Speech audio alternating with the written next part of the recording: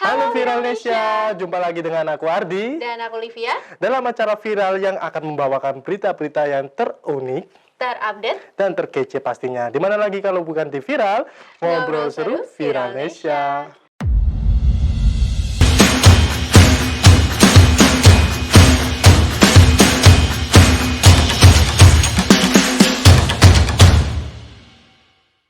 Oke, kenapa ini? Ada berita update apa lagi? Jadi ini tuh ada berita yang cukup mengejutkan. Mengejutkan, ya, kenapa karena itu ini? salah satu toko penjual handphone, gitu ya kan, handphone yang yang ada kerok-keroknya itu loh, yang sekarang tuh lagi mahal banget harganya, lagi booming juga, orang-orang pada pakai itu. Tapi kan dia jualnya dengan harga yang cukup miring. Oh, harga cukup miring, kok bisa? Nah, gitu makanya nih. Kita lihat langsung aja artikelnya. Oke. Nih, kasus ponsel black market PS Store. Ini cerita dari Bea Cukai. Nah, jadi ini tuh PS Store yang seperti kita ketahui yang menjual handphone dengan harga miring. Padahal yang seperti kita ketahui di pasaran itu harganya cukup tinggi. Gitu. Tapi dia ngejualnya miring banget. Kita langsung baca aja, dikutip dari kompas.com. Putra Siregar, pemilik toko PS Store, ditetapkan sebagai tersangka dalam kasus penjualan ponsel ilegal oleh Kanwil Bea dan Cukai Jakarta. PS Store merupakan salah satu penjual besar smartphone di Indonesia dengan harga yang cukup miring itu tadi. Banyak ya cabangnya juga, itu sudah besar, sudah terkenal banget sebenarnya. Iya, dan di Surabaya sendiri pun ada, dan dia juga pembelinya itu juga banyak sekali. Benar sekali, siapa sih dari kalangan anak muda yang tidak kenal dengan PS Store ini. Banget. Tapi dengan berita mengejutkan diciduk oleh Bea Cukai ternyata. Dan PS Store ini kan juga menggait banyak artis gitu. Bener ya sekali kan, buat endorse gitu. Dan Putra Siregar juga salah satu YouTuber. Betul sekali. Yang membuat konten-konten. Nah, Kepala Seksi Bimbingan Kepatuhan dan Hubungan Masyarakat Bea Cukai Kanwil Jakarta, Riki Muhammad Hanafi, mengatakan penyitaan ponsel PS Store yang diduga ilegal sudah dilakukan sejak 2017. Wow, bisnisnya bisnisnya untuk 2017 ke 2020 sekarang ini. Iya, 4 tahunan. 4 tahun itu untuk membuat toko sebuah store yang terkenal, yang besar itu juga perjalanan yang panjang dan membutuhkan endorse yang mahal juga pasti untuk artis-artisnya. Nah, kemudian penyelidikan pun terus dilakukan hingga saat ini ya kan, sampai akhirnya Putra Siregar ini diciduk gitu. Ia mengungkapkan penyidikan dilakukan berawal dari laporan masyarakat dan kegiatan operasi yang rutin dilakukan Bea Cukai untuk mendapatkan informasi seputar tindakan pidana kepabeanan. Salah satunya dengan pengamatan media sosial. Jadi Bea Cukai juga mengamati media sosialnya, kenapa kok harganya bisa miring, itu kan juga patut kan untuk harga normalnya, misalkan untuk standar penjualan aja misalnya ada harga tertentu, tapi dia bisa menjual harga di bawah harga tertentu itu kan pasti menjadi penasaran. Karena kalau pertanyaan juga benar sekali, kalau dia menjual di bawah harga yang sudah distandarkan, artinya dia mengambil rugi, atau dengan jalan lain black market itu tadi tanpa melewati Bea Cukai. Tapi kalau black market kan biasanya nggak ada dosnya gitu ya dia. Tapi kan kalau di PS Store kayaknya ada dosnya gitu kali. Ada, tapi juga kan ini black market juga bisa aja mereka memproduksi dos sendiri itu kan juga bisa. Apalagi juga dikabarkan ini merupakan barang-barang second, barang-barang bekas. Barang bekas gitu ya kan. Nah, ini untuk promosi Putra Siregar menggait banyak artis yang tadi udah kita bilang. Adapun pada 2019 ternyata Bea Cukai itu sudah melakukan penyerahan tahap 1 ke Kejaksaan Negeri terkait hasil penyelidikan tindakan pidana kepabeanan PS Store. Kemudian pada 23 Juli 2020 penyerahan tahap 2 dilakukan yang mencakup barang bukti dan tersangka.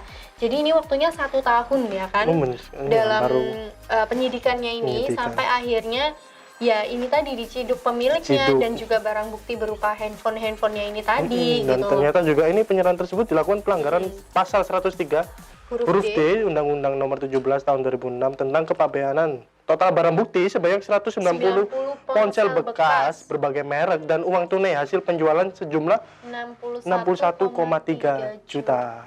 Itu hasil penjualannya. Tapi juga ternyata Bea Cukai ini menyita dari sebagai ganti rugi ganti rugi untuk kerugian dari kerugian dari yang tidak membayar yang pajak. iya, tidak membayar tadi, pajak kan? untuk Karena kan, negara itu ya itu memang merugikan negara benar juga sekali, sebenarnya. sekitar 500 juta dan juga menyita rumah senilai 1,5 miliar rupiah. Wow, ya ini rugi negara juga, rugi pebisnisnya Rugi juga. bisnis juga, Ya kenapa benar sekali. harus melakukan hal seperti ini gitu Benar loh. sekali, juga menjatuhkan penjual-penjual ponsel lain yang anu. Betul sekali. Nah ini selain ini itu tadi juga ya tak bacain kan diserahkan harta kekayaan atau penghasilan tersangka yang disita di tahap penyidikan dan akan diperhitungkan sebagai jaminan pembayaran pidana denda dalam rangka pemulihan keuangan negara. Betul Nah banget. itu tadi yang kerugian negara yang dimaksud, jika yang terdiri dari uang tunai senilai 500 juta, rumah senilai ternyata 1,15 miliar. Dan rekening bank senilai sebanyak 50 50 juta. Kalau juta. dihitung ya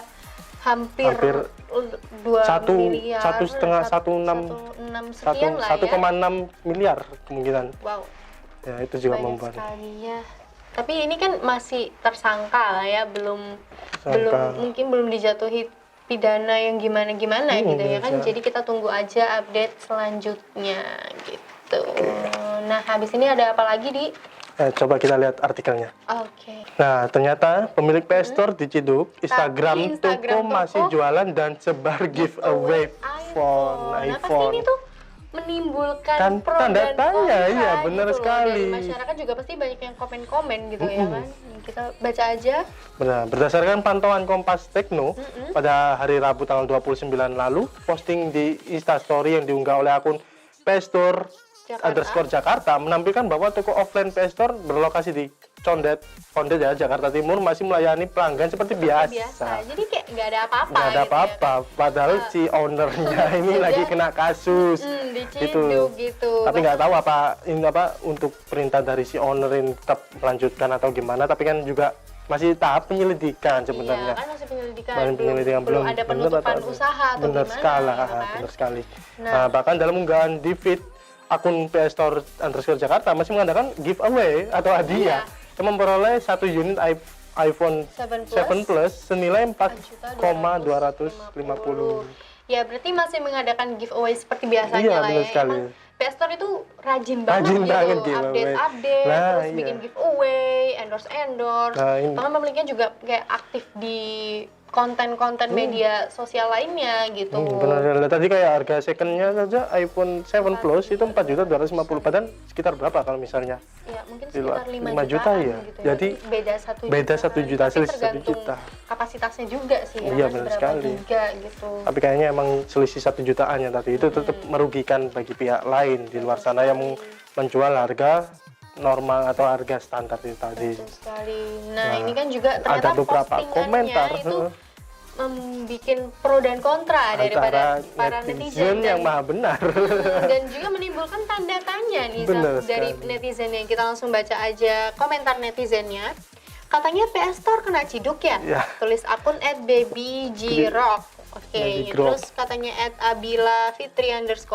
Benar ya Putra Siregar ditangkap akibat barang ilegal. Waduh. Tulis akun @jasa_followers. Wah, ternyata juga. Oh, jadi ini dia Sekalian. nge-tag temennya gitu, tanya Iya. gitu kan. @eyung_hairul anwar. Percuma berbagi ke masyarakat tapi barang ilegal merugikan negara pajaknya. Ini benar nyinyir sekali. banget. Ini benar sekali juga merugikan. Padahal ya dia juga ikutan tuh giveaway-nya, Iya. ikutan ngarep pasti. Aku juga agak tahu pasti juga ikut giveaway-nya. Pasti ikutan, tapi ikut nyinyir juga, Benar namanya sekali. manusia ya kan. Nah, Ya. ini juga ada dari @rido Putra Tia. Apa benar Bang Putra ditangkap soal telepon ilegal? Telepon ilegal. Ya mungkin Bang Putra telepon siapa jadi ilegal gitu ya kan. Gak gitu deh. Aduh, ada-ada aja netizen ya. Semoga aja kasus ini segera menemukan jalan terang. Jadi ya netizen gak kepo-kepo gini lagi ya kan.